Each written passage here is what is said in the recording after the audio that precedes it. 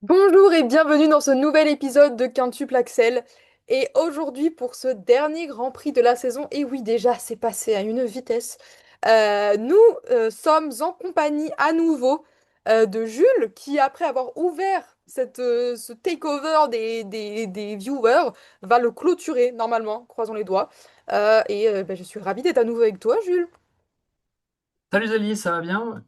Bah, très bien, écoute, et toi?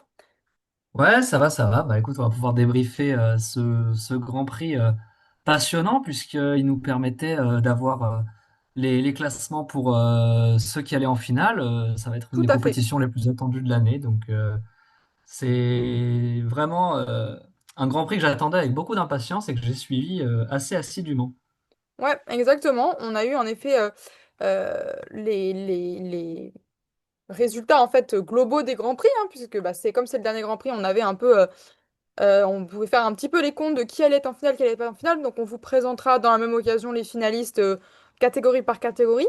Et du coup, on va commencer sans plus tarder, puisque nous avons un gros programme qui nous attend. Nous allons commencer sans plus tarder par les hommes et par un duel qui sur le papier était quand même extrêmement alléchant.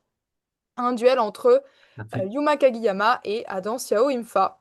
Un duel qui a tourné à l'avantage du premier, mais ça a été disputé. Bon, globalement, ça a été un petit peu comme la semaine dernière au Skate America, la compétition homme, c'est... Ouais, voilà, c'est un petit peu le bordel globalement, parce qu'ils ne savent pas faire des programmes clean, mais en tout cas, c'est quand même Yuma qui l'a emporté. Je sais pas ce que tu as un petit peu pensé de cette compétition homme, mais c'est vraiment, enfin, c'était quelque chose, hein. Oui, oui, bah écoute, c'était globalement on a eu les noms qu'on attendait. Alors il y a eu une petite surprise, un troisième individu qui s'est placé sur le podium qu'on n'attendait pas forcément à ce niveau-là, mais Non, clairement pas. voilà donc un Grand Prix très intéressant qui était intéressant sur le papier, hein, et il y avait des noms très sympas. Donc voilà, Yuma Kagiyama qui gagne son deuxième Grand Prix de la saison, qui va Mhm. en finale. Et ça a été compliqué, comme tu l'as dit, un programme court un petit peu, euh, un petit peu moyen, c'est le moins qu'on Ouais, puisse dire, et puis un libre avec bon, des toutes petites erreurs, une belle chute quand même, ouais, mais ouais, il chute quand même. Bah, en fait, il fait un début de programme libre quasi parfait. Et les trois derniers sauts, par contre, compliqués. oui, tout à fait. Il y a une réception accrochée, une chute, et puis enfin, le dernier saut. Enfin voilà, c'est un peu rough la fin de son livre.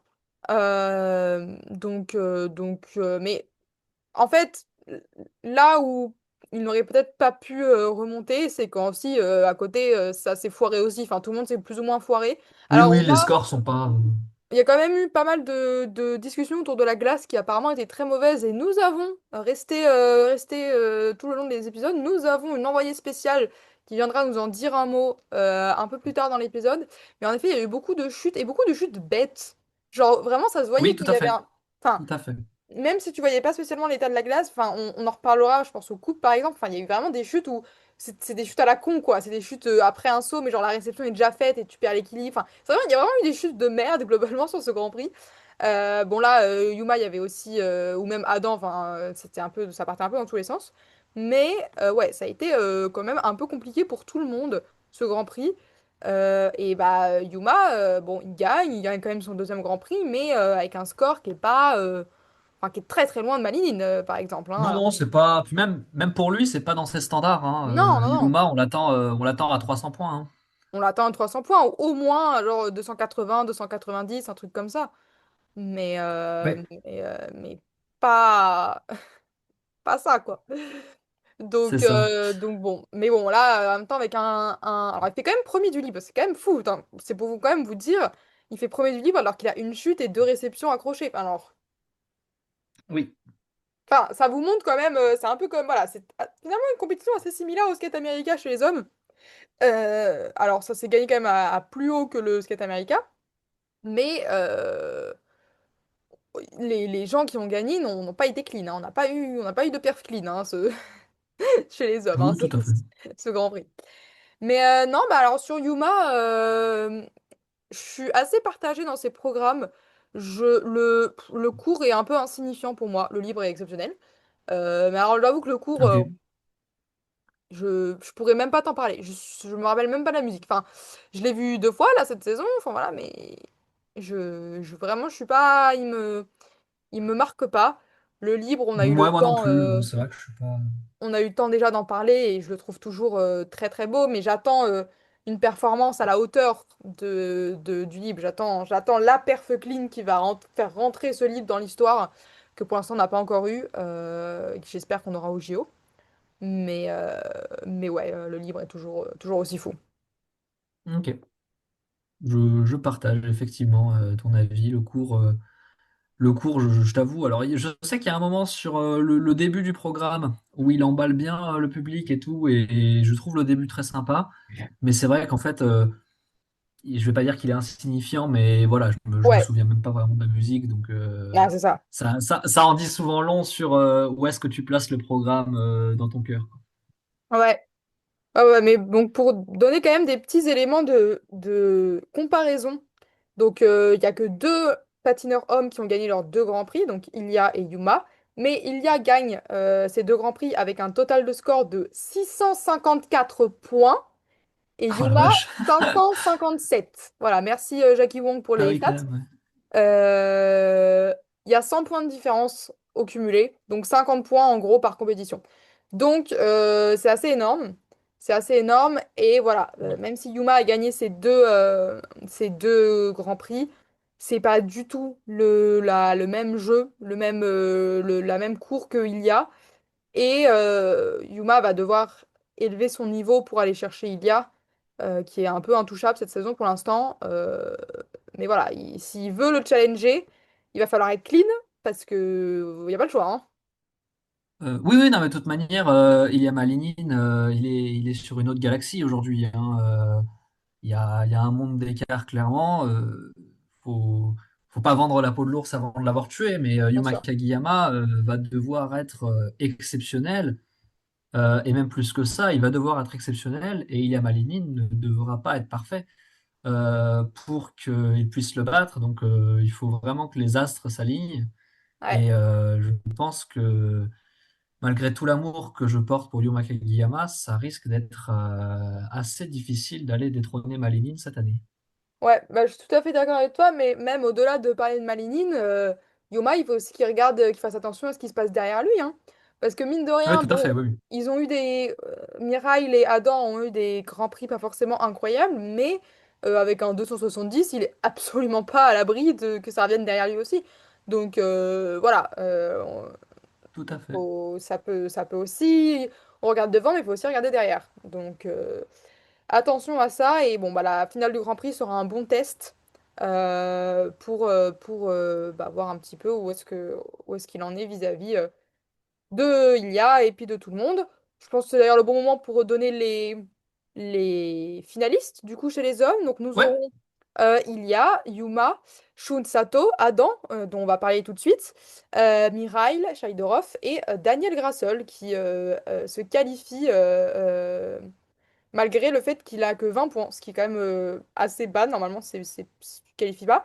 Mais on en parlait avec Rémi sur l'épisode sur le skate America. En fait, comme il y a plein de patineurs qui ont eu des très bonnes places et des très mauvaises places, genre Kevin, et ben du coup, ça a pris des points à des gens. Enfin, du coup, ça a un peu déréglé tout le classement. Ce qui fait que du coup, Grassol se retrouve en finale avec 20 points, alors que d'habitude, 20 points, enfin, si vous regardez les autres catégories, les gens qui ont 20 points sont remplaçants. Enfin, par exemple, en finale, enfin, en danse, la Joie la Gay, ils ont 24 points, ils sont remplaçants. Donc ça n'a vraiment aucun sens. Donc vraiment, chez les hommes, cette saison, c'était le bordel. Merci c'est. l'irrégularité. Figure-toi que c'est les. Alors, on dit l'irrégularité, mais c'est quasiment les mêmes noms que l'an passé, en finale. C'est vrai. Parce que j'étais à Grenoble, et alors, à part Adam, qui avait abandonné pour faire rentrer Mikhail Shaidorov en finale, alors il manque Kevin, mais sinon, tous les autres, c'est les mêmes. Ouais. Ouais, ouais, bah, on voit, voilà, irrégularité, mais régularité sur la saison. Et ben, du coup, C'est ça. puisqu'on parlait d'Adam, et ben, allons-y sur Adam. Deuxième, Allez. premier du cours à signaler, Oui. c'est bien, bravo. Il fait un cours, alors, attendez que je reprenne mes notes. Euh, et oui, et ouais, il fait un programme court clean, ce qu'on n'a pas vu souvent pour notre ami Adam.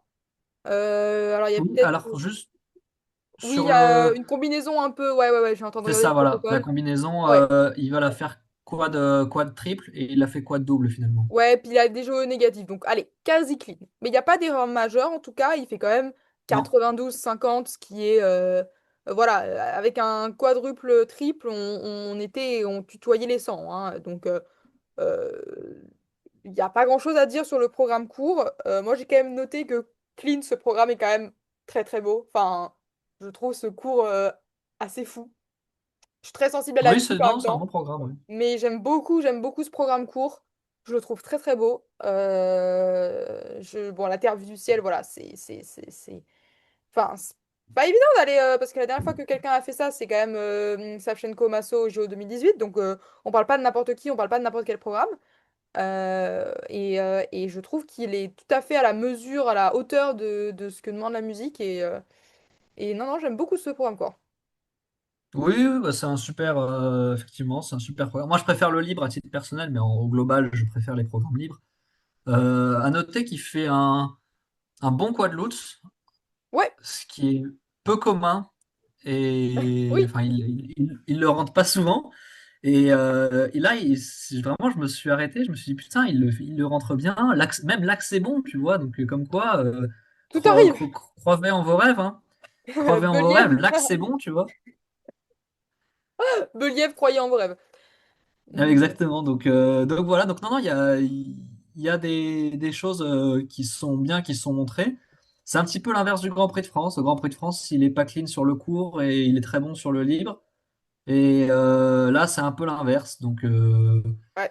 Donc voilà. Mais en tout cas, si les astres s'alignent, Adam Xiaoyun-Fa, ça a le niveau pour aujourd'hui être dans le top 3 mondial. Et je dis ça sans chauvinisme parce que je pense vraiment que Ah oui, bah oui. clean, devant lui, il y a Malinine et Kagiyama, mais je pense qu'il se place là, hein. Mais je suis entièrement d'accord avec toi. Ouais, le livre, pour le coup, globalement, il y a eu très très peu de sauts qui se sont bien passés. Enfin, toutes les réceptions étaient accrochées, les axes, ça partait dans tous les sens. Enfin, c'était terrible. Et c'est vrai que là la priorité pour Adam, ça va être de réussir à faire deux programmes clean, parce que bah, on l'a vu au Grand Prix de France, il fait le court pas clean, le libre clean. Là, c'est l'inverse. Donc là, bon, bah, c'est pas, en soi, c'est pas très très grave. Il est deuxième, il va quand même à la finale. Enfin voilà, il y a pas mort Oui, d'homme. bien sûr. Mais en effet, euh, il va falloir un moment pas être clean. Et je trouve, donc du coup, ce que je trouve rassurant dans les notes, etc., c'est que quand même, il a des composantes, malgré tout, assez hautes, malgré le nombre d'erreurs faites durant ce livre, notamment quelques neufs qui traînent. Et je trouve ça assez positif, parce qu'en fait, si on compare à Shaidorov, qui est probablement son adversaire le plus direct pour la médaille de bronze au jeu, il a quand même un matelas de sécurité en termes de composantes que Shaidorov n'a absolument pas. Et a raison, hein, Oui, tout à fait. attention, hein, vraiment, c'est tout à fait Oui, logique. oui, oui. Et du coup, je trouve ça quand même rassurant de voir la note de composante quand même bien montée malgré les erreurs. Ce qui voudrait dire que le jour où ces programmes sont clean, ça va être très très haut.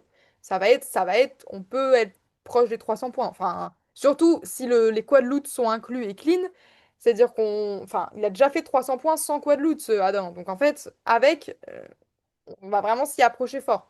Donc voilà, sa priorité, c'est vraiment d'être clean. Et s'il est clean, enfin. Il faudrait beaucoup pour qu'il n'y ait pas un podium derrière, franchement. Ouais, bah écoute, non, je suis totalement d'accord. C'est vrai que là, ça va être intéressant parce qu'on a deux stylistes un petit peu différents avec, on a vraiment l'athlète, on va dire, Mikhail Shaidorov, qui est vraiment, en termes de saut, qui est ce qui se fait de mieux avec Malinine. Et on a vraiment l'artiste avec Adam qui est vraiment lui dans des composantes exceptionnelles et dans une artistique qu'on a peu chez les hommes aujourd'hui. Enfin, je pense que les gars qui ont une artistique comme Adam là, je pense qu'ils se comptent sur les doigts d'une main. Et, euh, et là, ouais, non, donc ça va être en tout cas très intéressant. Et le premier duel, on va dire, entre favoris et le seul avant les Jeux Olympiques, bah, ce sera la finale de Grand Prix. Ah Donc, ouais. Bon, de s'il y toute a une façon, combinaison, s'il y a une compétition qu'il faut pas rater, c'est celle-là, hein. mais ça vaut pour toutes les catégories, hein. Là, c'est Tout à le fait. dernier duel avant les Jeux pour absolument tous les favoris des Jeux. Euh, Et c'est sur cette compétition, on va avoir beaucoup de choses qui se basent sur cette compétition. En fait, on va vraiment avoir un état des lieux assez précis de où est-ce qu'en est chacun. Et là, vraiment, je suis assez curieuse de voir, surtout que, bah, en fait, Scheiderhoff, on a bien vu pendant les Grands Prix que s'il n'était pas clean, en fait, enfin, voilà, il descendait, quoi. Il se fait battre par Kevin au Skate America. Donc, ouais, non, clairement, ça va être très intéressant à regarder. Maintenant, voilà, faut espérer qu'Adam n'ait pas de problème de blessure. On sait que quand même, il n'est pas épargné par ça.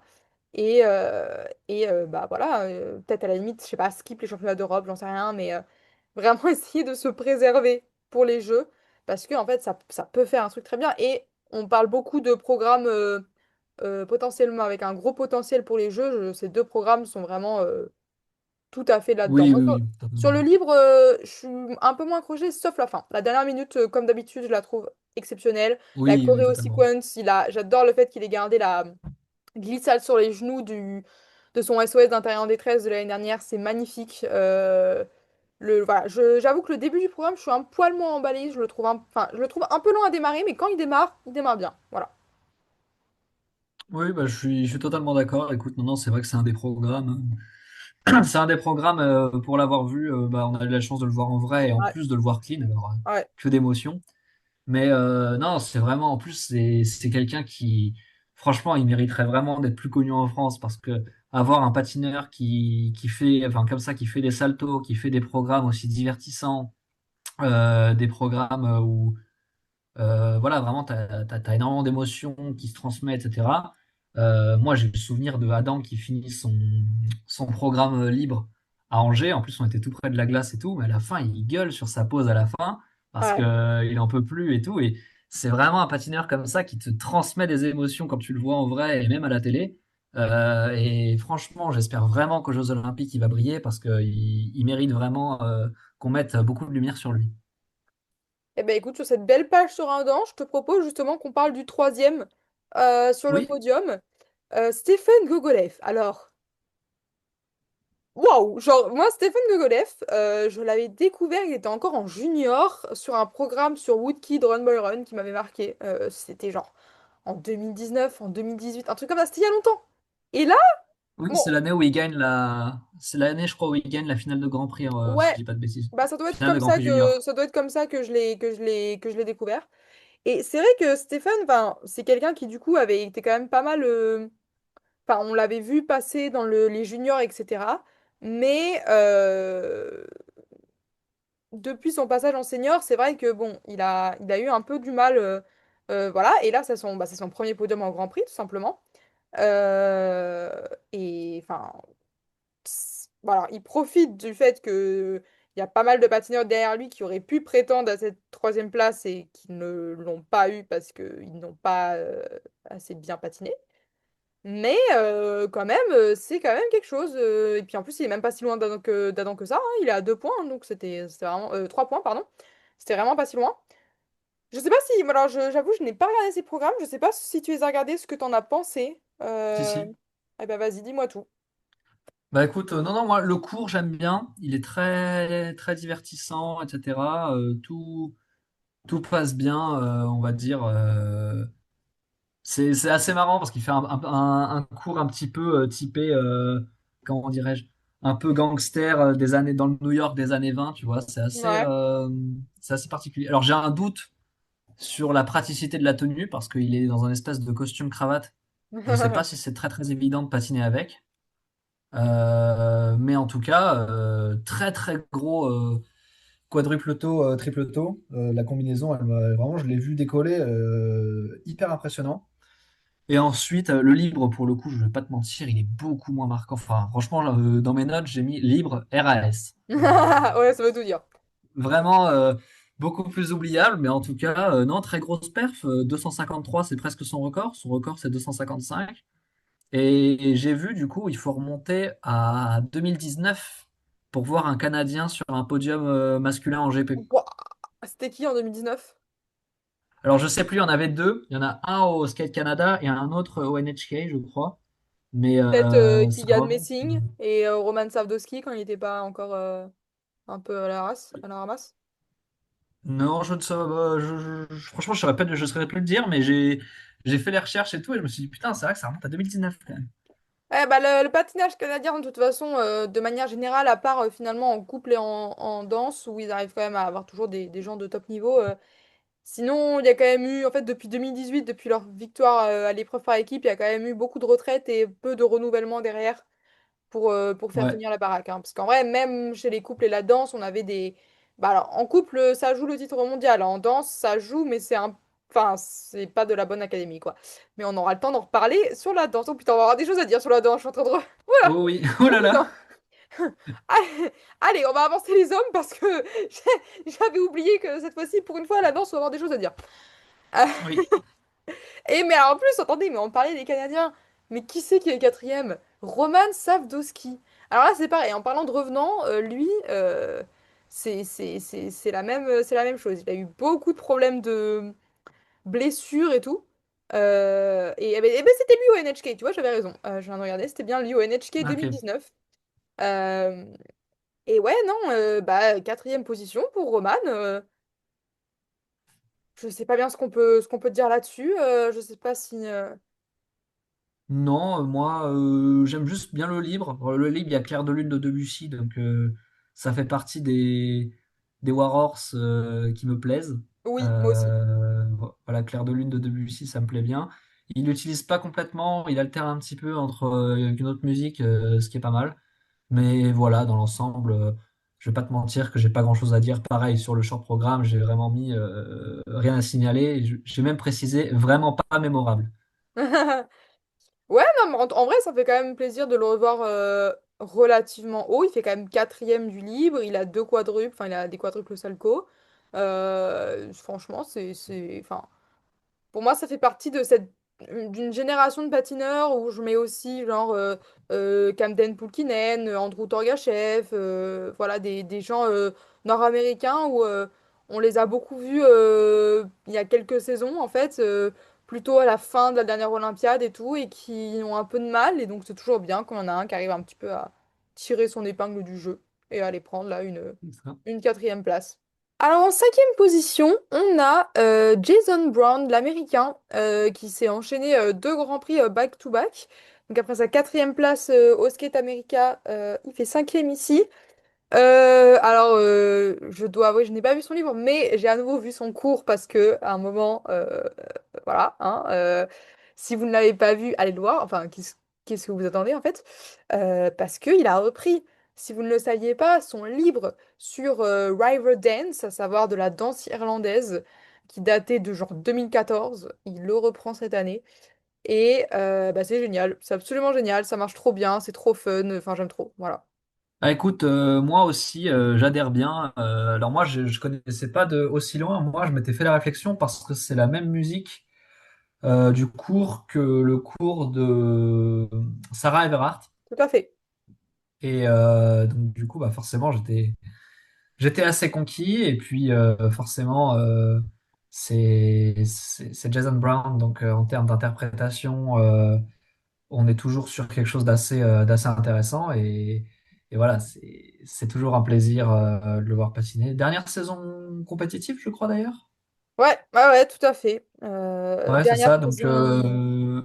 voilà, mais en tout cas, c'était bien. Programme libre qui moi me touche un peu moins personnellement. C'est toujours aussi bien interprété, etc. Il y a pas de souci. Mais voilà, la musique est bien, l'artistique est bien, mais c'est pas dans les programmes dont je me souviendrai dans 10 ans. Donc voilà, mais en tout cas, une cinquième place méritée et il est pas loin du tout de la quatrième. Donc voilà, Bah, voilà. de ce que je vois des protocoles, il a quand même pas mal d'erreurs sur le libre. Jason, c'est un des rares patineurs de ce niveau-là qui n'a pas de quadruple saut. il ne peut pas se permettre de pas être clean en fait, parce que il a pas le Tout à contenu fait. technique derrière. Et là, je regarde le protocole, il y a quand même beaucoup de fautes, il y a une chute, il y a des sous-rotations qui traînent. Donc là, Oui, forcément, mais il est tout proche de Sadowski. oui, c'est vrai, mais bah, ça montre que le niveau était pas. Enfin, Non, c'est-à-dire qu'il tout aurait à pu. fait. Il a clean, il faisait podium là, Jason, hein, sans aucun souci. Oui, oui, oui. Ah oui, facile. Donc voilà, ça vous montre bien le niveau de la compétition. Tout à Euh, fait. alors, on va passer assez rapidement. Je sais pas si tu as un patineur dans ceux qui restent sur qui tu voudrais dire un mot en particulier. Non, pas forcément. Alors, si, Matteo Rizzo, j'ai bien aimé ces deux programmes. Toi, je sais que c'est un patineur que tu aimes bien. Tout à fait. Et j'ai même pas encore vu Mais ses voilà. programmes cette saison. J'ai tellement. En fait, comme j'ai pas le temps de regarder les grands prix en entier, je regarde les meilleurs et malheureusement, Matteo n'est jamais dans les meilleurs. Donc, j'ai toujours pas vu ses programmes cette saison. C'est un peu honteux de ma part. Non, mais voilà. Donc, c'est deux bons programmes. Voilà, je te conseille d'aller les voir. Là aussi, ça restera peut-être pas dans le top des programmes à la fin de saison. Mais voilà, c'est des programmes qui sont très plaisants à regarder. Et voilà, sinon, à part ça, pas grand-chose, hein. On avait. Ah si, bah si, il faut qu'on parle de lui. Denis Ah Vasiliev. ben j'allais le dire parce que sinon Ah bah Alice si. me vire de. Sinon, Alice C'est va contractuel nous dans mon... enfermer. Voilà. Bon, on va pas dire, enfin, je pense qu'elle en aurait plus parlé, mais bon, si vous n'étiez pas au courant, Denis a quitté son coach Stéphane Lambiel et l'école de Champéry. Et donc, voilà, c'est un peu... c'est un petit peu l'inconnu cette saison, du coup, pour Denis. Et bah, du coup, ça fait une 10e place, c'est ça? Oui, donc du coup, ensuite, 10e place pour Denis Vasiliev. Moi, c'est deux programmes que j'aime énormément. Euh, c'est sa dernière saison compétitive à lui aussi, Ah ouais? et il me semble, hein. Je sais pas, en vrai. Et, Moi, j'ai perdu le fil de tous les gens qui prennent leur retraite. il fait un cours sur Unchained Melody. Alors, j'adore cette musique de base, peu importe les versions d'ailleurs, hein, mais je suis toujours assez conquis. Donc c'est un programme qui est vraiment très beau. Dommage parce qu'on parlait d'erreurs bêtes sur la glace, etc. Il y a une erreur bête à la fin où il tombe complètement tout seul. Donc c'est bien dommage. Et pour le libre, il garde son programme libre de la saison d'avant sur la Bayadère, qui est un bon programme où j'aime bien la fin. C'est un peu long à décoller là aussi, un peu comme ce que tu disais sur Adam. C'est un Ouais. peu long à décoller, mais quand la fin arrive, c'est vraiment cool. Donc voilà, c'est vraiment des très bons programmes, toujours un patineur qui a toujours eu une très bonne artistique et tout, et qu'on a envie d'apprécier. On voit en plus qu'il prend, malgré les notes qui sont pas terribles, c'est quelqu'un qui, on voit qu'il prend du plaisir quoi, à patiner. Ouais. Et ça fait vraiment, c'est vraiment un bonheur de voir comme ça des patineurs qu'on sent heureux sur la glace, quoi. Donc voilà, donc en tout cas, 10e place qui est maintenant loin de ses meilleures années et de son meilleur niveau, mais voilà, en tout cas, c'était quand même un plaisir de le revoir. Yes. Eh ben écoute, sur ces bons mots, je te propose qu'on passe à la catégorie suivante, à la catégorie couple. Euh, Allez, on a eu, du coup, là, on avait quand même un plateau couple, il faut le dire, assez faible. Il y oui, avait pas, enfin, c'est-à-dire qu'on avait un couple un peu star, mais qui a été un petit peu chahuté quand même, à savoir les Allemands As-Volodine, qui gagnent, mais qui gagnent à seulement 1,5 point des deuxièmes Alisa Efimova, Misha Mitrovanov. Pourquoi ça? Eh bien parce que ils ont eu des erreurs extrêmement inhabituelles. oui, Déjà, dans le cours, une erreur sur la spirale de la mort, ça n'arrive jamais. C'est la première fois que je vois ça. Et sur le libre, eh ben, on parlait de chute bête tout à l'heure, bah, c'était typiquement cet exemple-là que j'avais en tête. Sur le triple salco, le programme est clean, sinon il n'y a aucun souci, mais sur le triple salco, Nikita l'atterrit et tombe après. D'une manière un petit peu ridicule, disons-le. oui, donc non, t'as raison, à Volodine, c'est vrai, des erreurs qu'on n'a pas l'habitude de voir forcément. Moi, je suis assez surpris car depuis le début de la saison, alors oui, il y a deux compétitions où il y avait vraiment du niveau face à eux, mais je les trouve beaucoup moins dominants que l'an passé. Je suis d'accord. L'an passé, je les trouvais vraiment très forts et j'avais même été surpris de les voir battus en finale, même si c'était les Japonais qu'on sait extrêmement forts. L'an passé, je les trouvais intouchables. Et là, cette année, bon, ils se font battre au Skate Canada, ils font 205 points au Grand Prix de Finlande. C'est Non, pas là du tout où on les attend. Et alors, encore une fois, on revient là-dessus. On va en savoir un peu plus quand on aura la finale de Grand Prix, ouais. où on va avoir les premiers chocs entre les grands favoris. Mais c'est vrai qu'As Volodine, un petit peu déçu de ce début de saison. On sent qu'ils peuvent faire vraiment mieux parce qu'à chaque fois, c'est jamais clean, etc. Mais voilà, faut pas non plus commencer à s'habituer à à ces erreurs, etc. Parce que c'est un couple qui peut faire bien mieux. Mais en vrai, si je regarde là, ils ont quand même ils ont fait leur personal best sur le total score et le cours au Nebelhorn Trophy en septembre. Ok. Là, c'est vraiment, ouais, les Grands Prix se sont fait un peu chahuter. Et je suis d'accord, là où ils ont été extrêmement dominants la saison dernière, là, on a un peu moins cette impression. Pourtant, j'aime bien leur programme. Enfin, surtout, je trouve le livre en particulier a vraiment un potentiel assez fou. Et même malgré la chute un peu bête, je trouve que enfin, j'ai été quand même bien. Enfin, j'étais agréablement surprise par. Enfin, pas surprise, mais j'ai vraiment. Je trouve la performance du livre était assez exceptionnelle. Le cours, je m'en souviens pas trop, donc c'est pas très bon signe. Euh, mais ouais, en tout cas, les programmes ont du potentiel. Et en effet, enfin voilà, faut pas les enterrer, mais il va falloir se réveiller aussi un petit peu. Oui, totalement, oui. Et du coup, bah alors, là, par contre, très très proche d'eux, on a donc les Américains Efimova Mitrovanov, très proche d'eux à la faveur d'un libre quasiment clean également pour eux aussi. Ils étaient un peu plus loin sur le cours. C'est pas un couple que je connais beaucoup, je vais pas mentir. Je... Bah non, non, on les avait vus. Alors toi, t'étais pas là l'an passé, mais ils avaient Non, fait le Grand Prix de France l'an passé. non, j'étais là. Euh, donc non, bah c'est le couple américain qui monte bien. Ouais, Il y a un an, j'aurais dit bon bah dans l'équipe américaine, ça va être Kamoshi, pardon, et ce sera pas débattable.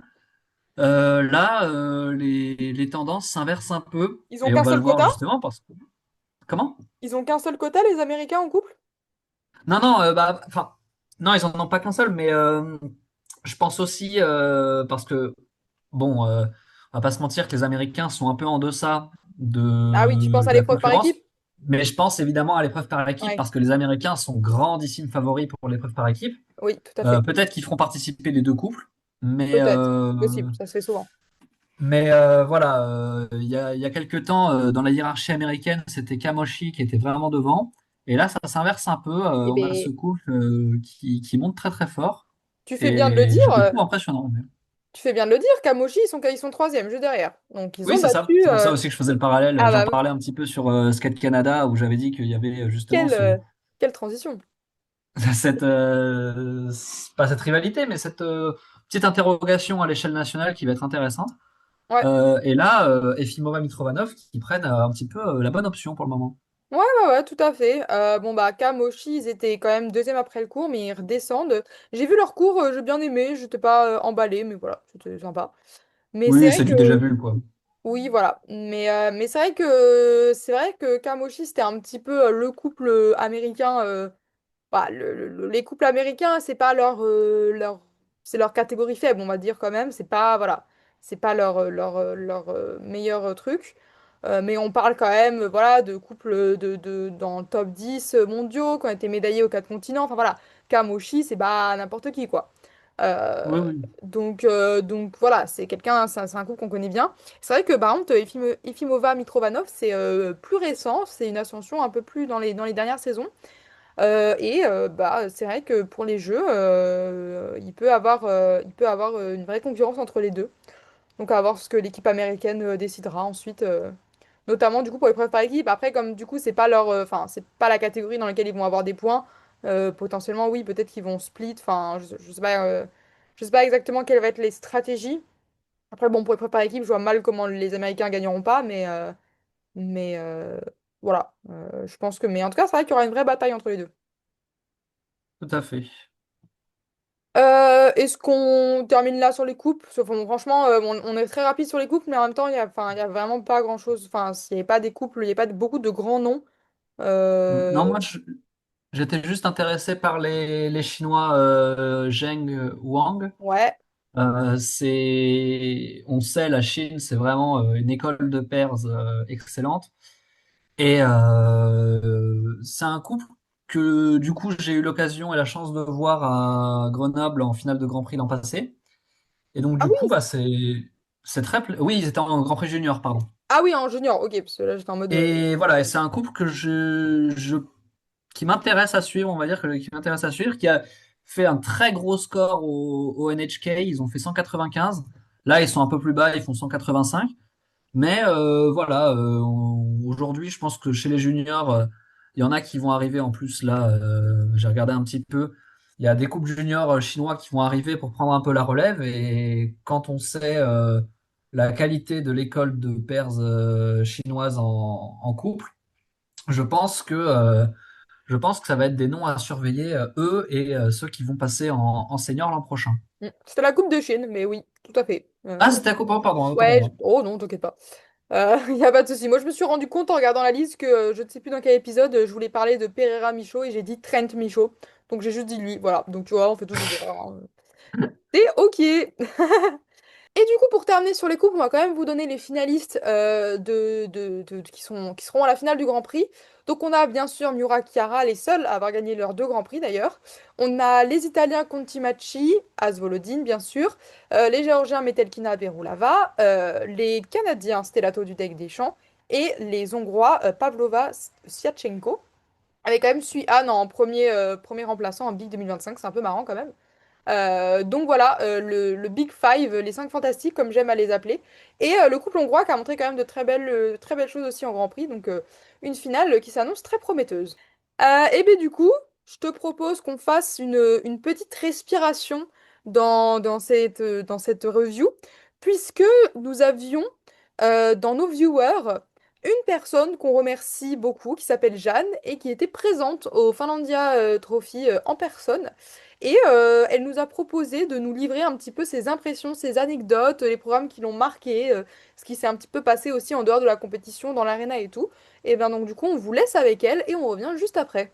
Bonjour, bonsoir. Donc moi, je suis Jeanne. Je suis le patin depuis pas si longtemps que ça. Enfin, j'ai commencé en 2019-2020, mais j'ai commencé à suivre très activement à l'approche des JO de 2022. Donc je suis pas là depuis si longtemps que ça. Bref. Ceci dit, j'étais à Finlandia et du coup, je vais vous parler un peu de tout ce qu'on voit pas forcément à l'écran, ce qui se passe derrière les caméras, etc. Donc je vais commencer en faisant des mentions honorables. Je vais citer une performance hors podium, bien sûr, qui pour moi est à voir. Donc on va commencer avec les femmes, avec Ida. Alors, je suis désolée pour les noms, hein. Je vais vraiment écorcher les noms, surtout les noms de famille. Du coup, pour moi, chez les femmes, c'est Ida Karunen, son programme court qu'il faut absolument voir. C'est la jeune finlandaise. Alors, je la connaissais déjà, mais j'avoue que je m'étais jamais attardée sur elle. Et je trouve vraiment qu'elle a sa propre patte. Alors, on la sent moins dans le programme long. C'est pour ça que je vous conseille vraiment le short programme. Il y a vraiment sa patte, je trouve qu'elle a une bonne artistique. Le seul truc qui pêche un peu chez elle, c'est sa technique. Ça ressemble énormément à Isabeau Levito, où elle est vraiment penchée, elle est parallèle littéralement à la glace. Je trouve que c'est le seul truc qui cloche un peu. Après, sinon, à part le fait qu'elle manque de maturité, mais c'est normal, elle a 17 ans, je trouve vraiment que c'est une bonne patineuse à surveiller.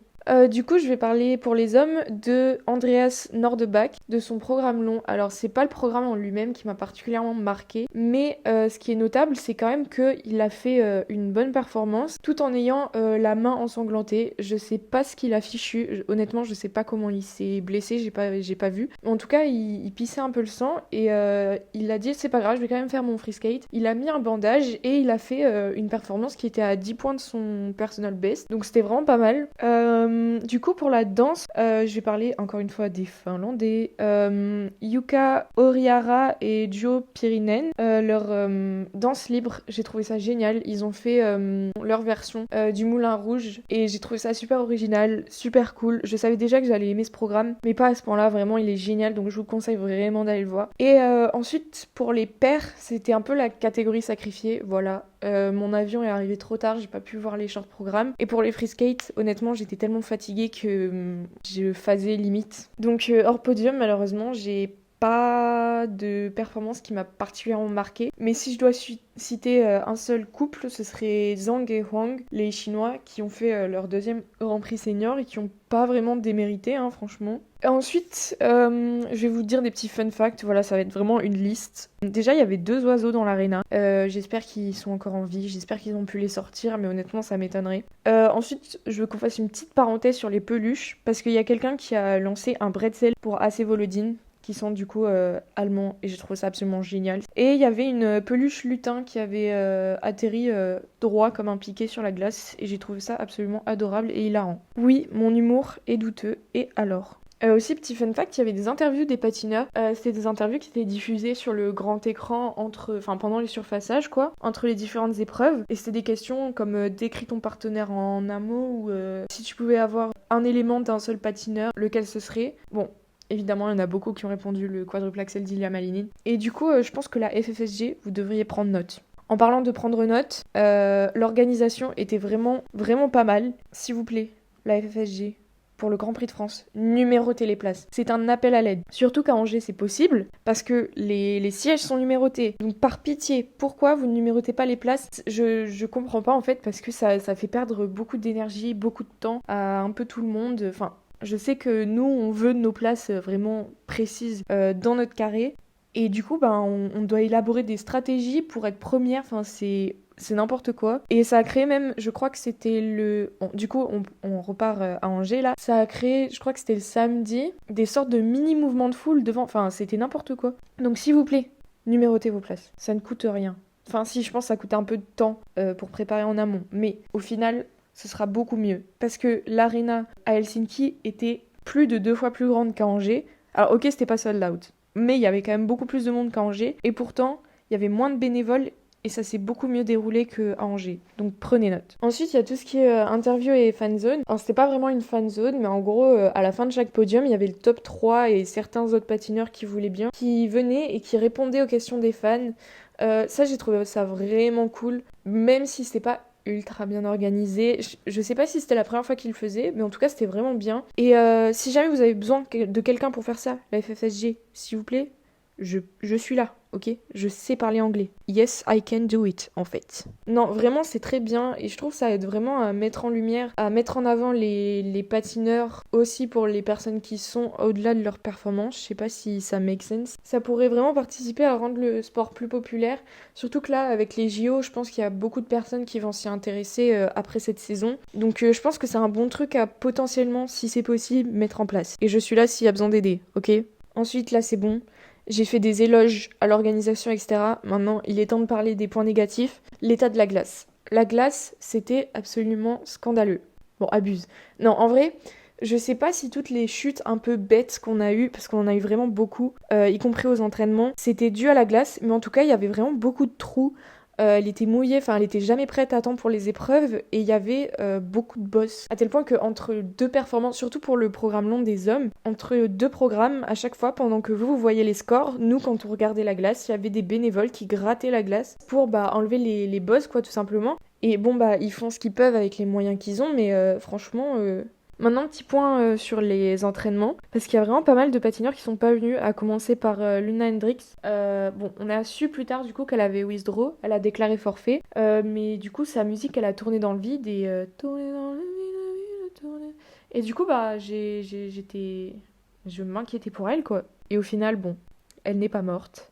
Elle va bien, elle a juste withdraw. Et ensuite, il y avait l'Italie. Alors, je ne sais pas pourquoi ils ne sont pas venus, mais Matteo et le couple ne sont pas venus aux entraînements. Pareil, leur musique a tourné dans le vide. J'ai aucune explication, j'ai trouvé aucune interview où ils en parlaient. Et ça s'est ressenti malheureusement qu'ils n'avaient pas eu d'entraînement. Bon voilà, du coup pour les entraînements, je vais pas non plus parler de chaque patineur individuellement parce que ce serait beaucoup trop long.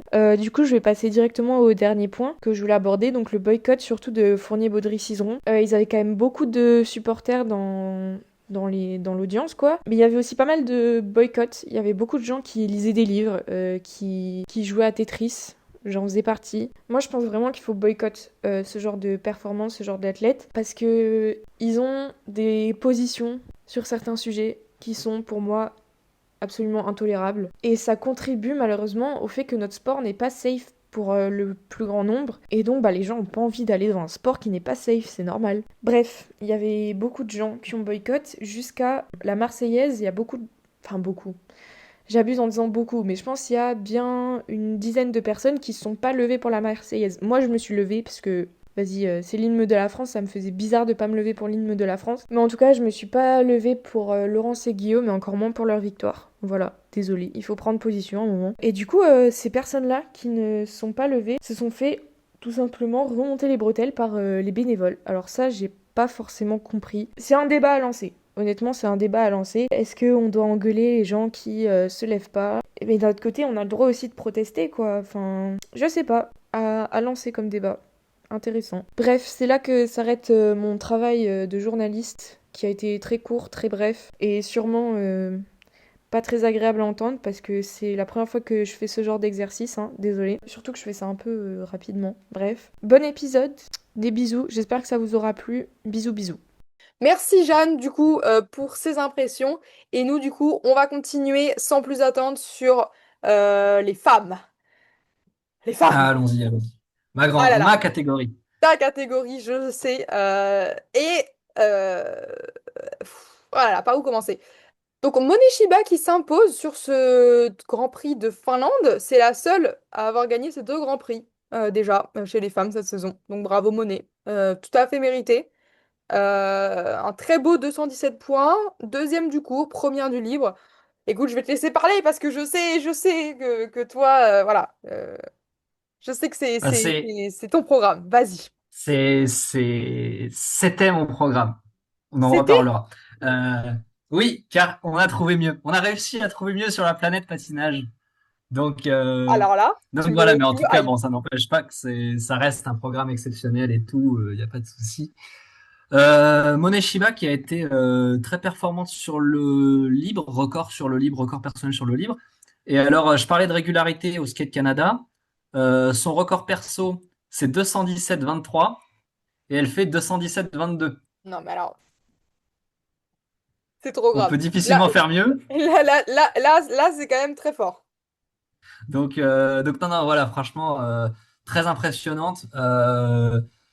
J'ai l'impression que cette année, elle a vraiment ce côté. On sent vraiment qu'elle est en mission entre guillemets. Enfin, on la voit à la fin de ses programmes. C'est rare parce que elle est pas si expressive que ça d'habitude. Et là, on la voyait à la fin. On aurait dit Kaori Sakamoto, quoi, à boxer dans l'air, à lever les bras, etc. Euh, donc, euh, on sent vraiment qu'elle joue quelque chose, en tout cas cette saison. Le programme court, voilà, il est toujours très bien effectué. Elle se permet d'avoir changé. C'était un triple flip qu'elle avait, elle le fait en triple lutz maintenant. Donc elle se paye le luxe de pouvoir faire ça. Et ensuite, le programme libre, bon, on en avait déjà parlé sur Skate Canada, qui est un bon, un bon programme, mais bon, ma foi, je le retiens pas tant que ça non plus. Ça reste Roméo et Juliette, c'est un peu déjà vu. Mais voilà, en tout cas, c'est vraiment impressionnant de l'avoir à ce niveau-là, aussi régulière. Et je pense qu'il faudra compter sérieusement sur elle cette année. Bah, c'est vrai que là, bah, déjà, c'est la seule qui gagne ces deux Grands Prix. Alors, le truc, c'est que voilà, bon, son score est excellent, hein, 217 points, mais on a bien vu, par exemple, au Grand Prix de France, que c'était même pas. Voilà, ça garantissait même plus une victoire, 217. Euh, Voire un podium, hein, n'est-ce pas, Isabeau? Enfin, elle a peut-être pas eu 217, enfin voilà, c'était des scores assez fous. Mais elle a quelque chose que pas tout le monde a, c'est-à-dire la régularité. Et une régularité assez impressionnante. Alors bon, Kaori cette saison, certes, elle se fait battre par Amina Kai, mais c'est vraiment un concours de circonstances au Grand Prix de France un peu de zinzin. Donc au niveau des scores, quand même, il y a toujours mieux qu'elle. Mais Monet, je suis d'accord avec toi qu'il y a eu un cap de franchi. Il y a eu un truc. Je sais pas. En effet, elle est en mission, elle veut ce spot olympique. Elle veut et elle peut tout à fait. Enfin, bon, ça a beaucoup joué sur les championnats nationaux japonais. Mais c'est pas du tout déconnant qu'elle soit dans la sélection olympique. Oh non, non, non, Et clairement. encore moins déconnant que ce soit sur le podium. Enfin, si je dis pas de bêtises, elle a été sur le podium Aux mondiaux, Elle oui, a fait troisième, elle a eh fait ben voilà. troisième aux mondiaux et deuxième en finale de Grand Prix l'an passé. Voilà, bon bah ça vous place quelqu'un et c'est vrai qu'elle confirme et qu'elle est toujours aussi régulière. Donc Monet, vraiment quelqu'un à surveiller très très très très très précisément. Précisément, c'est pas le bon terme, c'est pas ce que je cherchais. De très près, voilà, beaucoup mieux. À surveiller de très près parce que bah oui, en effet, il y a enfin, là, vraiment un très beau, une très belle, un très beau début de saison et ça va être très intéressant. J'ai hâte de la voir à la finale, voir un petit peu comment elle se débrouille, notamment vis-à-vis de Kaori et de Amina Kai, en fait, vis-à-vis de ses coéquipières, finalement. Parce que bah, ça va être très intéressant. Tout à fait. Et alors, en deuxième position, nous avons Amber Glen, ma reine, personnellement. Et alors, je sais pas si tu parlais de ces programmes quand tu disais qu'on avait trouvé mieux que le cours de... Et oui, on a trouvé Ah! mieux que Last Dance. On a trouvé mieux parce qu'on a Amber Glen, Like a Prayer de Madonna. Et qu'est-ce que c'est exceptionnel. Vraiment. Alors, bon, il y a une part aussi du fait que Last Dance, j'ai dû le regarder au moins 15 fois en direct. Donc, bon, je commence à le connaître. Mais Là, il y a encore l'attrait de la voilà, nouveauté. il y a l'aspect de la nouveauté qui joue un peu. Et franchement, qu'est-ce que c'est bien la step sequence quand ça reprend sur la version originale de Madonna, c'est vraiment génial. Donc non, non, franchement, il y a tout en fait. Enfin, déjà, Amber Glen, la voir patiner autant avec le sourire, c'est assez rare. De la Elle voir kiffe. aussi. Elle kiffe ce programme. Oui, c'est ça, voilà. Donc il y a un vrai truc là-dessus qui fait plaisir. Je trouve que j'adore son costume.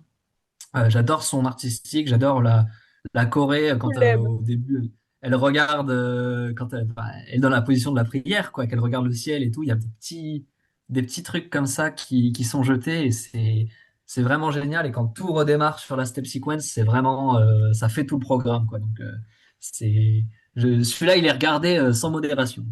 Ah ouais, ah non, mais d'accord avec tout ce que t'as dit. Voilà, on a pas mal parlé du montage musical de Kevin, de son cours qui était vraiment très mauvais. Voilà un montage musical parfait, avec quand même deux moments distincts, deux versions différentes de la musique qui marchent chacune extrêmement bien. La chorégraphie est top, la composition est top, elle l'interprète merveilleusement bien. Le programme est quasiment clean là sur cette version. Moi j'ai marqué gros contender pour le programme de l'année. Voilà. Je pense que Ah totalement oui. tu ne me contrediras pas. J'adore ce programme. Donc Alice dirait peut-être que ça a déjà été fait et que ça l'ennuie parce qu'elle n'aime pas le patinage nord-américain, mais les absents ont toujours tort. Et en vrai, finalement, Like a Prayer, moi, j'ai pas de souvenir d'un programme là-dessus. On a quand même une certaine nouveauté, une certaine originalité qui sont bien là. Et ça marche super bien. Et puis, qui de mieux que Amber pour incarner ce programme? Absolument personne. Banger. Banger, banger, banger. Un peu moins marqué par le livre, mais en fait, j'ai noté que le livre était en train un peu de grow on me. Je n'étais pas forcément hyper emballée, et plus genre à chaque performance, je commence un peu plus à... Ça va, mais bon, je pense qu'en fait, je suis tellement omnubilée par le cours que du coup, le livre, j'ai un peu plus de mal. Oui, du coup, le cours qui est toujours bien, effectivement, mais le livre, c'est le même que l'an passé d'ailleurs. Elle a juste changé de tenue. Moi, j'aime toujours bien ce livre. Alors, j'ai eu l'occasion de le voir plusieurs fois en direct, donc je dis toujours ça a forcément son impact. Mais voilà, elle a le triple axel le plus consistant de la planète chez les femmes aujourd'hui. Je Tout à pense fait. qu'aucune senior n'a la capacité de rentrer un triple axel 90% du temps. C'est vrai. Donc c'est vraiment une énorme qualité qu'elle a à faire valoir. Donc voilà, elle a deux super programmes que j'aime énormément. Je suis toujours aussi impressionné par la forme physique qu'elle a. Enfin, elle a vraiment ça me sidère. Elle est extrêmement musculeuse, dessinée comme pas possible. Et franchement, c'est vrai que c'est une patineuse qui dégage une puissance quand elle lance Elle a un son triple charisme. axel. C'est, Et c'est... puis en plus, bien sûr, Elle elle a un impose. charisme énorme. Et bien sûr que voilà, c'est une patineuse qui a tout, on va dire, pour plaire. Enfin, franchement, je connais peu de gens qui seraient capables de dire ah non, Amber Glen, je n'aime pas, quoi. Quand tu regardes le patinage artistique, je, ça fait partie vraiment des patineuses où quand tu vois le nom, tu te dis, ah, ce week-end, on va regarder quand même. Ouais, Donc voilà, donc non, non, très très plaisant de la voir en finale. Très gros score, hein, 213,41, c'est du solide. Il y a eu quelques petites erreurs. Elle fait un double lutz sur oui, le libre au lieu d'un triple. Voilà, on sent qu'elle peut aller chercher un peu plus loin. Elle a un record à 215, 15. 216 dans ces eaux-là. Ouais. Elle est pas si loin de son record en vrai, hein.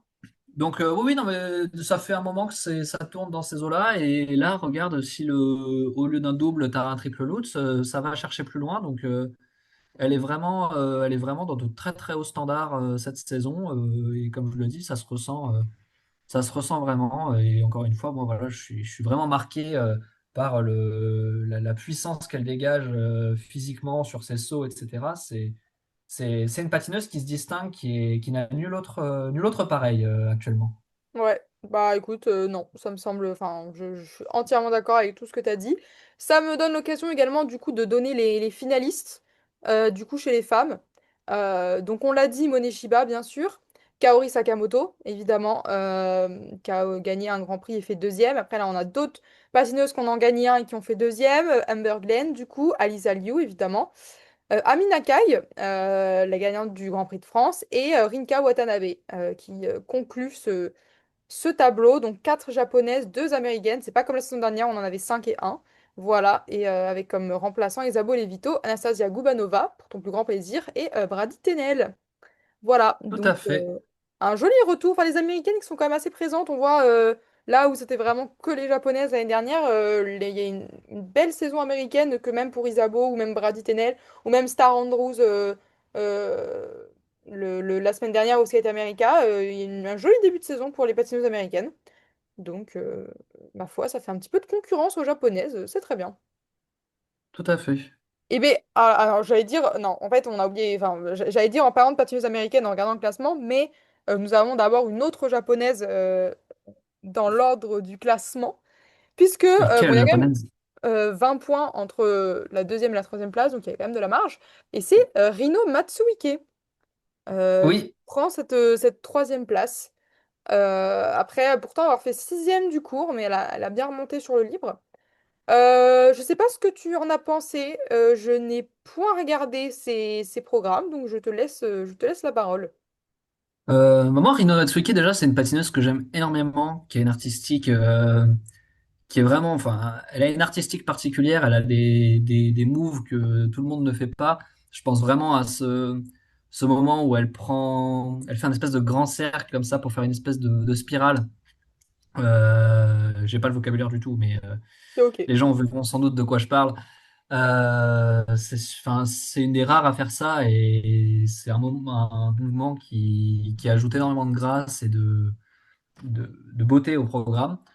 Elle utilise son programme libre, mais en tant que programme court de l'an passé. L'an passé, elle avait un programme libre sur la même musique qu'elle a remasterisé en programme court cette année. Mhm. Moi, voilà, c'est un programme que j'aime plutôt bien. Je préférais évidemment Moulin Rouge l'an passé parce que ça fait partie des Warhorse que j'aime énormément. Mais ensuite, voilà, un programme libre. Bon, c'est Casse-Noisette, si je dis pas de bêtises. Ça va bien. Euh, qui, qui est voilà, donc qui est vraiment dans ce qui se fait de classique dans le patinage, mais ça fait quand même partie des patineuses pour lesquelles je regarde les programmes parce que c'est une artistique qui se distingue vraiment et que j'apprécie beaucoup.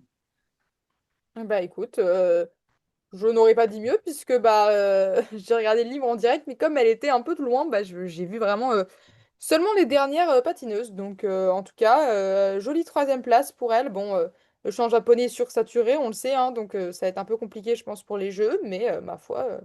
Tant mieux pour elle, puis elle est encore jeune. Pour le coup, elle va pouvoir profiter des retraites de Kaori, de Wakaba pour probablement. Enfin, bon, Wakaba, elle est plus trop, voilà.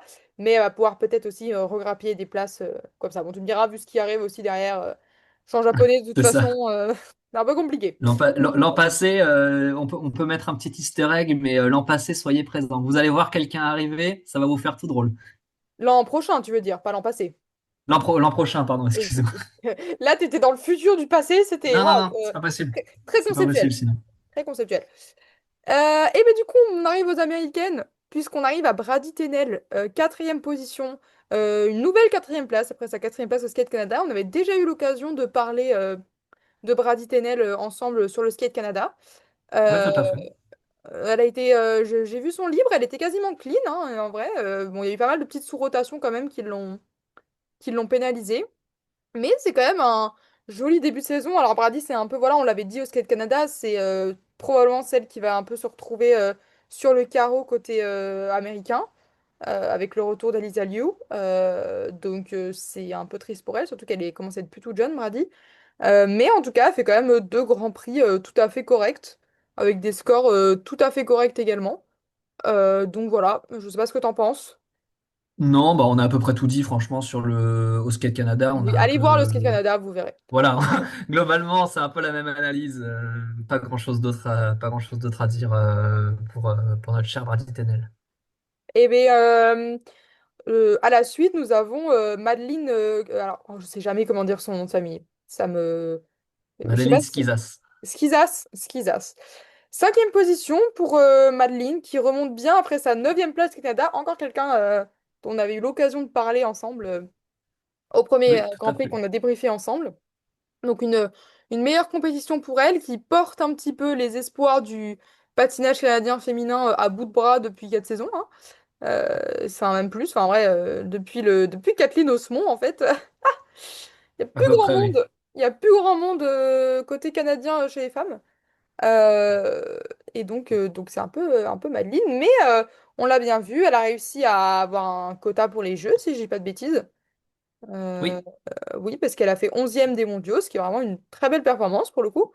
Euh, donc voilà, elle continue de faire son petit bout de chemin à son niveau, hein. Je pense que là, honnêtement, elle est à peu près à sa place dans ce Grand oui, Prix. totalement, oui. Donc honnêtement, voilà, je sais pas si tu veux dire un mot sur ces programmes ou. Non, je sais juste que bah, j'ai juste vu qu'elle a repris le Roi Lion pour le cours. Ah, Au Skate Canada, c'était pas celui-là qu'elle avait. ok. Donc elle a repris le Roi Lion. Alors moi, je le préfère en version libre, mais ça, c'est parce que je suis un énorme matrixé de Wakaba Iguchi. Forcément, Ouais, bah je tu ne parles à fais la bonne pas. personne, hein. Voilà, voilà, mais forcément, je le préfère en libre, mais c'est un programme, quoi qu'il arrive, pour lequel j'ai beaucoup d'affection, qu'elle réussit bien, et ensuite le libre, pas grand-chose à ajouter. Elle garde le programme de l'an passé, voilà, c'est clean. Il y a une petite erreur sur le triple flip au début, mais sinon dans l'ensemble, voilà, c'est dans ce qu'elle sait faire. Elle est vraiment à sa place. Eh ben écoute, j'aurais pas dit mieux. Alors, je te propose de passer la finlandaise, que je ne connais pas bien, pour dire un mot sur Rion Sumiyoshi quand même, en Oui. septième position. Ça, pour le coup, de quelqu'un qui est pas forcément à sa place, je pense que c'est un bon exemple, parce qu'on parle quand même de personne qui a fait 216 points au Grand Prix de France et qui était troisième, et là qui est quand même septième, avec un score assez loin de ses standards. Oui, tout à fait. Bah, après, il y a souvent un petit running gag quand même. Il faut distinguer Ryan Somiyoshi du Grand Prix de France, C'est comme Gubanova. qui est vraiment genre, c'est Yuna Kim Prime 2010. Et ensuite, il y a Ryan Somiyoshi en dehors de la France. Et alors là, Elle c'est nous aime terrible, mais trop. c'est plus du tout dans ses Ah là, il y a standards. 3 chutes, hein. Ah ouais, c'est. Et des chutes. Et alors des chutes, la chute sur le cours qui est terriblement bête, où elle tombe, vraiment, elle tombe assise, quoi. C'est assez, en plus c'est dommage, c'est assez ridicule. Mais voilà, c'est cruel parce que c'est une de mes patineuses préférées. J'adore son programme libre de cette saison. Euh, J'aime énormément d'ailleurs, globalement, les programmes libres qu'elle fait depuis 3 4 ans. Et là, c'est cruel parce que au cours, malgré toutes ses erreurs, elle arrive à faire 61 points, ce qui montre quand même qu'elle en a encore sous la pédale. Mais par contre, bah, sur le libre, elle s'effondre quoi. Elle finit, elle fait un libre à combien? Elle fait un libre à 116.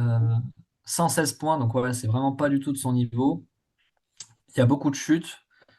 Et puis voilà, donc ça fait, c'est dommage parce que c'est une patineuse qui semblait avoir trouvé de la régularité en deuxième partie de saison. Et moi, je me suis dit, putain, ça y est, il y a de la régularité au Grand Prix de France, etc. Elle arrivait à rentrer le quadruple tôt. Et là, bah là, c'est pas passé.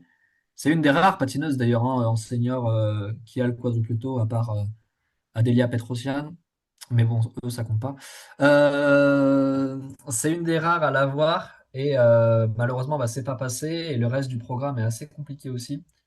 Grosse chute hein, sur le triple salco d'ailleurs. Je me suis dit, oulala, la jambe, ça va pas lui faire du bien. Donc voilà, très très dommage de la voir aussi basse. Elle était vraiment déçue. Ça m'a vraiment fait de la peine à la fin du cours parce que quand tu fais 61 à la fin d'un programme court, tu sais que tu abandonnes un peu tes rêves de podium et donc tes rêves de finale de Grand Prix. Et Ouais. voilà, c'est terrible parce que c'est une patineuse qui a énormément de podiums en Grand Prix. Je crois qu'elle en a 5 ou 6 dans ces eaux-là. Et c'est une patineuse qui n'a jamais été au championnat du monde. Ça en dit long sur le champ japonais actuel.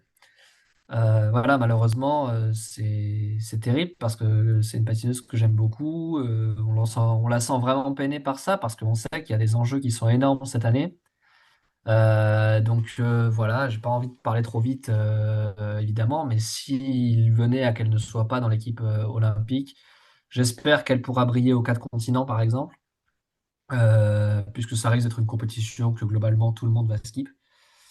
Donc Voilà. voilà, en tout cas, j'ai bien hâte de la voir au moins faire autre chose pour rester sur une bonne note. Avant de clôturer les femmes, on va dire quand même deux petits mots sur deux patineuses importantes. Bah, déjà notre française Laurine Schild, huitième. Donc oui, Laurine Schild qui a fait quand même une moins bonne compétition qu'en France. Là où elle avait fait une très jolie cinquième place, bon malheureusement avec enfin, qui lui a pas permis d'être très haut parce que bah, le champ était vraiment exceptionnel. Là, huitième place, bon voilà, Laurine de toute façon, ses gros objectifs de la saison, c'est le championnat de France pour avoir son quota olympique et les championnats d'Europe parce que pour le coup, elle peut vraiment faire une place très cool aux championnats d'Europe. Donc là voilà, c'est un peu toujours un rodage au début de saison, voilà, je sais pas ce que t'en penses, mais je pense qu'il faut pas trop non plus faut pas être trop dur avec elle sur ce Grand Prix. Non, non, c'est dommage. Je l'aurais quand même bien aimé la voir un tout petit peu plus haut. Avec le score qu'elle faisait en France, elle terminait devant Madeleine Schizas. Mais voilà, ça reste honorable, c'est pas catastrophique du tout. Donc évidemment, elle va jouer quelque chose cette année. Moi, j'ai hâte de la voir au championnat d'Europe surtout, parce que c'est vraiment une compétition où elle a une chance de briller, puisqu'il y a une fille dont on va parler juste après, mais pour qui c'est un peu plus compliqué. Donc voilà, moi je l'attends surtout là. Après, ça va être qu'elle prenne de l'expérience et du plaisir au JO. Et puis moi, c'est surtout un peu plus tôt en janvier que je l'attends au championnat d'Europe. Ouais, et donc comme tu dis, bah oui, il faut qu'on parle quand même juste pour terminer de Loena Hendricks, qui nous avait fait une bonne impression à son premier Grand Prix sur le NHK, il faisait troisième, et là qui a déclaré forfait après le cours. Alors je sais pas ce qui s'est passé, je sais pas si tu as des infos là-dessus, si elle s'est blessée ou qu'est-ce qui s'est passé. Non, pas du tout. Pas du tout. Je sais que bah, j'ai vu son cours, elle fait 54 points, je crois. Ouais. Ouais, bon, c'est pas du tout dans ses standards, hein. Elle a abandonné sur le libre. Alors, j'ai pas d'infos particulières. Je pense qu'il y a une potentielle blessure parce que moi, je comprends pas cette baisse de niveau soudaine entre le, le Skate to Milano en Chine, où elle fait 206 points, je crois, et cette compétition. Je la comprends pas trop, donc je pense qu'à mon avis, il y a quelque chose qui est plus que juste du patinage. Et je pense qu'il y a une potentielle blessure malheureusement qui doit traîner. Elle a eu une opération de la hanche, si je dis pas de bêtises, l'an passé. Donc c'est pas des opérations qui sont faciles, surtout quand tu fais du patinage pour t'en remettre et revenir à haut niveau. Donc c'est dommage parce que j'étais très satisfait par son retour au Grand Prix Le NHK. au NHK et aussi au Skate to Milano. Mais voilà, là, on est un peu plus sur des scores décevants quand elle patine. Mais malheureusement, là, elle a déclaré forfait. Donc, j'espère qu'elle sera de retour à minima pour les Jeux Olympiques. Et de préférence, si elle pouvait l'être pour les championnats d'Europe, ce serait bien aussi pour elle.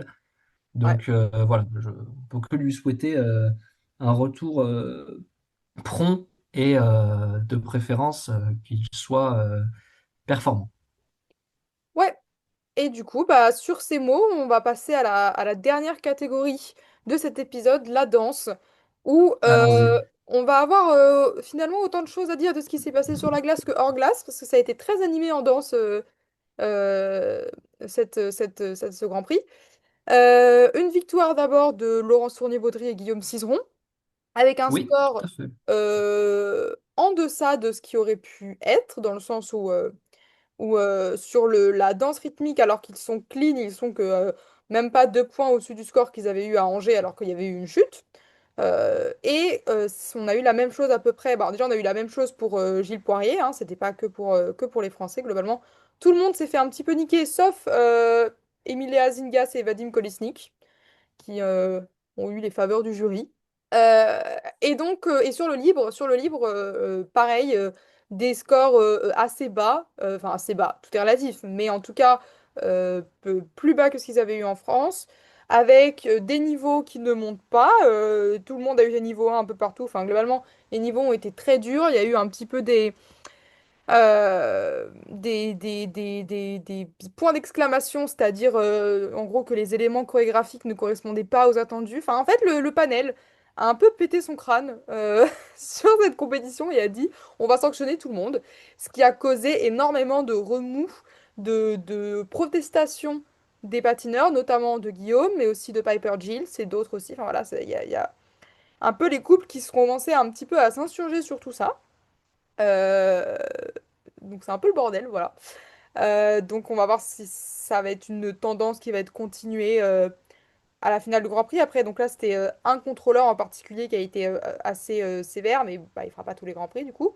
Mais il se trouve que c'est, je crois, le chef du comité de la danse à l'ESU. Enfin, c'est un mec un peu important qui était au panel technique. Et ouais, du coup, ça fait des scores assez bas, mais finalement, la hiérarchie est quand même respectée au niveau des places. Enfin, il n'y a rien de... Même si les scores sont bas, y a rien de choquant dans l'ordre des places. Oui, oui, bah, tout à fait. Après, ça montre quelque chose. Moi, c'est la réflexion que je me faisais ce week-end, c'est que ça montre le problème que représente la manière de juger en danse sur glace, qui est énormément basée sur ce que disent les juges, ce qu'en disent les juges, plus que sur des éléments techniques précis, même s'il y en a évidemment. Et toute cette histoire de niveau qui pose problème à chaque fois, là où en patinage artistique individuel, bon, un triple lutz, c'est un triple lutz, quoi. On va pas inventer, on va pas l'inventer. Et là, il y a ce problème toujours avec le fait que tu as des niveaux, t'en as pas, etc. Et depuis le début de la saison, c'est ce qui revient souvent. Quand on était au Grand Prix de France, il y avait cette histoire avec les Italiens Guignard Fabri qui avaient aussi ces problèmes-là de niveau et de mauvais jugement. Donc c'est voilà, c'est un peu dommage parce que ça fout un peu le bordel et même si on retrouve la hiérarchie qu'on attend, c'est voilà, je trouve que ça doit un petit peu commencer à faire réfléchir sur la manière dont la danse sur glace est jugée, je pense. Ouais, bah c'est en tout cas des discussions qu'on entend pas mal en ce moment, donc je pense que voilà, ça va... Enfin, en fait, bon, après les gens qui râlent sont aussi ceux qui se sont fait surnoter... Enfin bon, c'est quand même un petit peu... Oui, un peu. Enfin, techniquement, enfin, notamment Fournier-Baudry Cizeron au Grand Prix de France, et ils étaient contents là, hein, il n'y avait pas de souci. Oui, tout à fait. Parce en plus, enfin, on a par exemple eu Guignard Fabry qui eux se sont fait cruellement sous-noter. Enfin, il y a eu plein de trucs sur la danse sur glace. Mais en fait, c'est un peu ceux qui n'auraient pas la légitimité de râler qui râlent, en fait, à mes yeux. Mais cela dit, ça ouvre des conversations importantes et nécessaires sur comment est jugé ce sport, si on peut encore l'appeler un sport pour le coup. Notamment sur le fait que le pattern a été enlevé de la rhythm dance alors qu'il offrait un point de comparaison euh, à peu près, enfin pas objectif, mais en tout cas au moins où tout le monde faisait la même chose et qu'on pouvait comparer sur un élément identique. voilà, c'est un peu, c'est des discussions en tout cas qui sont intéressantes et c'est bien de les ouvrir. On va quand même parler un petit peu des programmes. Ouais, Laurence et Guillaume qui s'imposent. Alors, bon, vous connaissez déjà mon avis sur tout ça, hein, voilà. Je ne vais pas le redire là, je vais vraiment juste me concentrer sur les programmes. Toujours un peu de mal avec la danse rythmique. Là, pour le coup, totalement, parce que je ne peux pas m'enlever de ma tête le walking de Gabriela et Guillaume de 2022 en regardant cette danse rythmique. Le libre, je reconnais le potentiel et je le trouve quand même bien foutu. Euh, Mais j'ai peut-être été un petit peu moins emballée qu'à Angers. Autant à Angers, pour le coup, je pense que c'était aussi l'effet en vrai, j'étais vraiment OK. Là, je sais pas, j'étais un tout petit... Enfin, ouais, j'étais un peu moins transportée, mais j'ai quand même noté qu'en termes de vitesse et de skating skills, ils étaient quand même assez au-dessus. On le savait, hein, ah oui, les non, deux excellents patineurs. voilà, En termes de qualité pure de patinage, c'est quand même un niveau assez fou. Euh, c'est vrai. Ça, voilà. Je sais pas ce que t'en as pensé, toi, de leur programme. Non, moi, écoute, globalement, le cours, je trouve que c'est pas si mal, entre guillemets, parce que c'est un programme où, pour le coup, on disait que Guillaume et Fournier-Baudry avaient tendance à en faire un peu trop dans leur expression, etc. Je trouve que Mhm. là, c'est justement un cours où ils peuvent se le permettre, parce que le thème te permet un petit peu d'être plus expressif, etc. Dans le libre, effectivement, je trouve qu'ils en font un peu trop. Et le libre, moi, personnellement, justement, ça fait partie de ces problèmes-là. C'est que dans les programmes un peu langoureux comme ça, qui vont garder la même mélodie et la même musique, si tu rentres pas dedans, bah, t'as 4 minutes où toi, t'es pas dedans et tu t'ennuies un peu. Et moi, personnellement, c'est vrai que j'ai eu du mal à rentrer dedans. Et à Angers, c'était déjà ça. Et ce qui fait que du coup, bah, pendant 4 minutes, si j'admire particulièrement la technique, le programme ne m'emballe pas tant que ça. Donc c'est un peu dommage de ce point de vue-là. Mais sinon, bah, effectivement, oui, c'est très fort, hein. Pour moi, c'est leur première vraie grosse victoire parce que là, ils battent Gilles Poirier quand même. Oui. Euh, qui était, on rappelle, Gilles Poirier, ils sont vice-champions du monde en titre, ils sont champions des 4 continents en titre. Gilles Poirier, c'est un couple, enfin un duo qui a battu Chuck and Bate, donc c'est du sérieux. Et là, ouais, autant au début de la saison, je me faisais pas de plan sur la comète en me disant, bon, bah, ils vont être sur le podium olympique, j'y croyais absolument pas. Et bah là, je commence sérieusement à réfléchir et s'ils sont sur le podium, peut-être qu'ils pourraient être tout en haut. Bah oui. En fait, là, moi, j'attends surtout de voir la confrontation avec Chuck and Bates à la finale. Oui, Je pense que ça, c'est un peu le duel des surnotés. Et ça va être intéressant de voir comment les juges se positionnent entre ces deux couples. Mais là, oui, le fait qu'ils battent Gilles Poirier, bah, en fait, après les scores d'Angers, moi, ça m'étonne même pas qu'il les ait battus.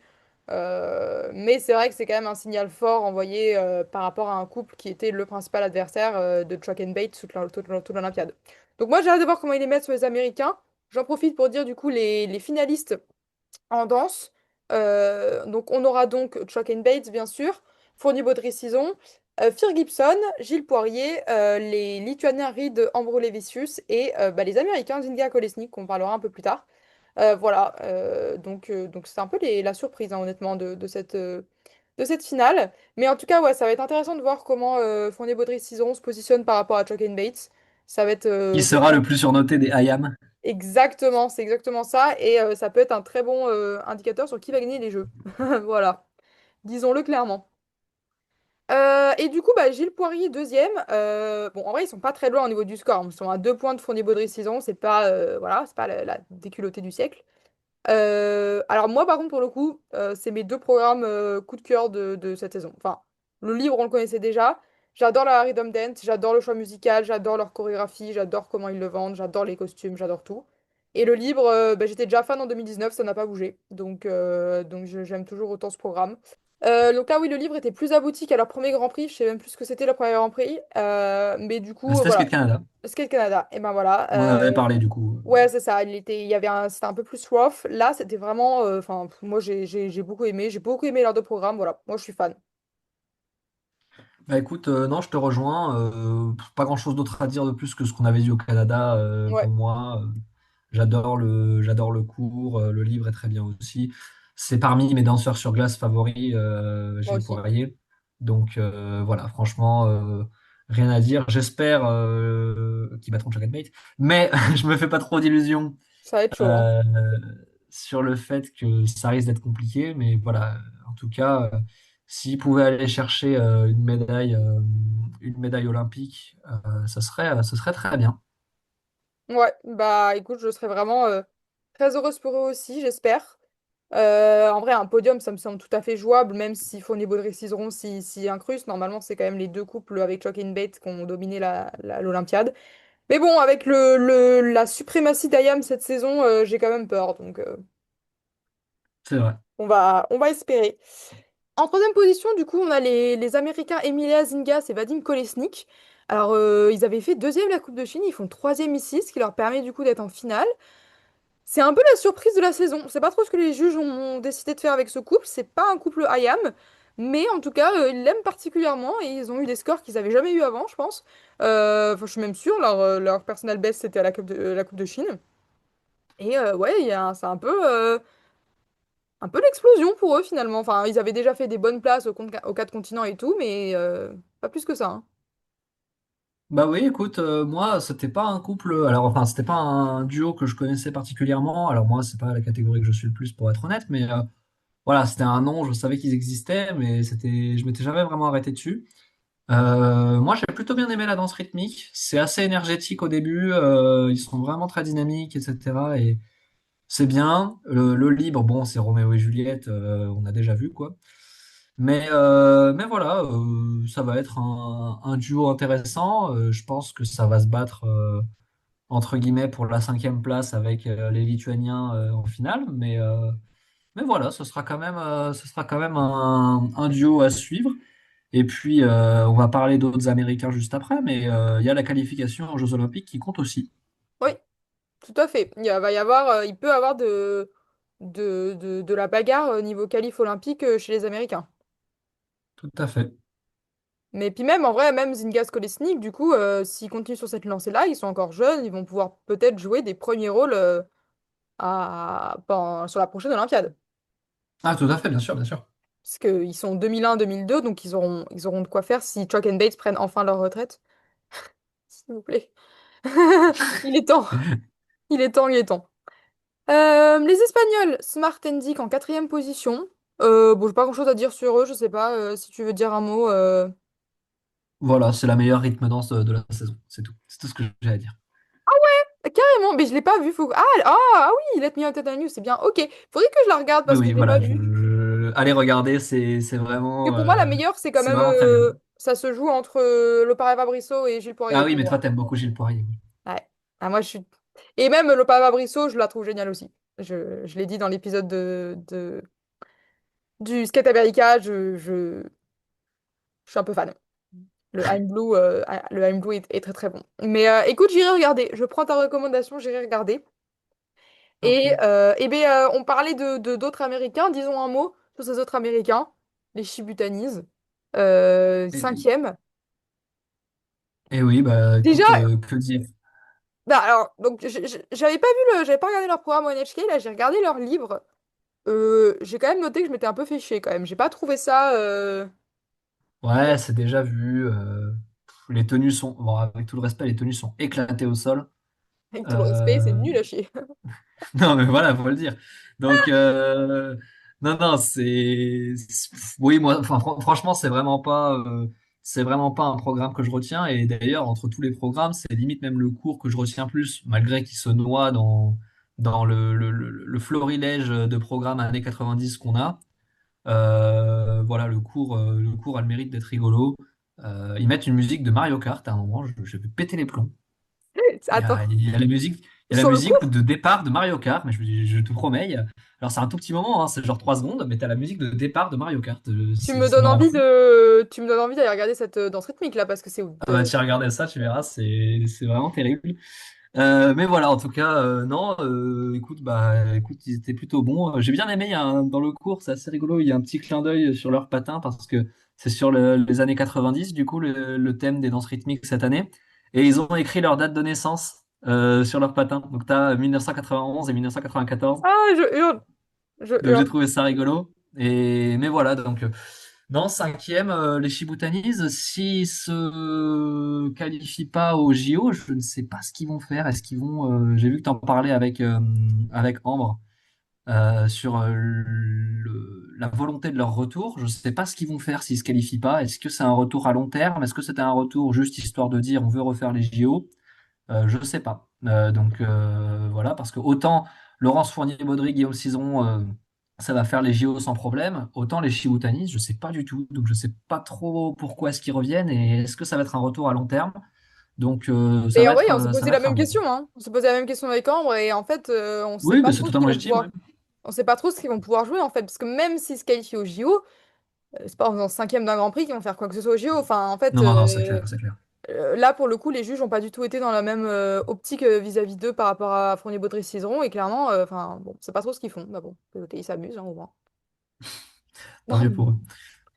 Est-ce que tu veux nous dire un petit mot sur tes chouchous Davis Smolkin avant qu'on termine quand même? Bah oui, bien sûr, Bien bien sûr. sûr. Parce que si j'ai dit que Olivia Smart et Tim Dick étaient ma danse rythmique préférée, c'est parce que Diana Davis et Glenn Smolkin ont fait des changements dans leur programme musical sur le cours.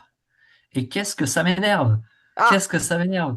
Il y avait donc ils patinent sur des musiques des Offsprings sur le cours, enfin, sur la danse rythmique, et il y avait la musique She Got Issues qui était super bien, qui allait hyper bien dans leur programme, et ils l'ont changé pour une version moins bien, moins énergétique, etc. Ce qui détruit toute la dynamique du programme à mes yeux. Et c'est trop, trop, trop, trop dommage parce que au Grand Prix de France, c'était vraiment le programme que j'avais retenu et j'étais en mode, mais il est trop bien, quoi, c'est vraiment génial. Mais il y a eu ce changement musical que personnellement, j'accroche vraiment pas. Donc c'est bien dommage parce que c'est un duo que j'aime beaucoup. Euh, qui alternent bien parce que ils font une musique sur du rock un peu punk sur leur libre, enfin sur leur cours, pardon, pour faire sur la danse libre un programme beaucoup plus classique. Et les deux se regardent très bien, je trouve. Donc c'est un duo que je vais suivre avec beaucoup d'intérêt dans les prochaines années parce que c'est un duo qui bosse avec IAM, c'est un duo qui est jeune encore. Donc eux, ils ont le double privilège. Ils ont le privilège IAM et le privilège Eteri. ouais, ah, c'est C'est bingo. ils cumulent. Donc voilà. Donc non, mais ça va être un duo que j'ai bien hâte de voir, mais bon, pas une performance exceptionnelle. Eux aussi, ils en pâtissent beaucoup des notes C'est vrai, assez ubuesques qui ont été données. Donc c'est bien dommage. c'est vrai qu'ils sont assez Ils bas. font pas un score terrible du coup. Ouais. Bah écoute, on verra si cette tendance en danse va se confirmer ou pas. Nous verrons. Eh bien écoute, je pense que cela conclut euh, notre review de ce dernier Grand Prix. Merci beaucoup d'avoir été avec moi. Ça a été, alors vous l'avez pas vu parce que je suis sûre que j'ai fait un montage exceptionnel, mais nous avons eu beaucoup de problèmes de connexion pendant cet enregistrement qui a été très chaotique. Je pense que ça s'est vu sur ma fenêtre qu'il commence à faire nuit. Ça vous montre, et il faisait jour quand on a commencé. Donc ça vous montre que cet enregistrement a duré beaucoup plus de temps que prévu parce que ma co pue la merde. Voilà. Mais c'était quand même un plaisir d'être avec toi. Bah écoute, non, ça m'a fait très plaisir aussi. Et puis maintenant, on va se concentrer sur les finales de Grand Prix. Et vraiment, si vous n'avez pas trop commencé la saison, je vous invite vraiment à aller voir les finales de Grand Prix parce que ça donnera un très très bon aperçu de qui sera, on va dire, médaillable au JO et qui sera peut-être un petit peu en dessous. Ouais. Donc voilà, ça sera vraiment la compétition à suivre cette année avant les Jeux Olympiques. Exactement, ça, les championnats nationaux japonais, en fait. Exactement. Oui, alors moi, je vais regarder que ça, hein. Ah, le Noël, là, ça va être bonne ambiance. Mais C'est ça. écoutez, en attendant, enfin, profitez de cette petite pause sans patinage et nous, eh ben, on se retrouvera normalement avec le retour d'Alice pour la review de la finale du Grand Prix. Donc voilà, en attendant, eh bien, portez-vous bien. Merci de nous avoir écoutés et on se dit à très bientôt. Salut! Salut tout le monde, au revoir.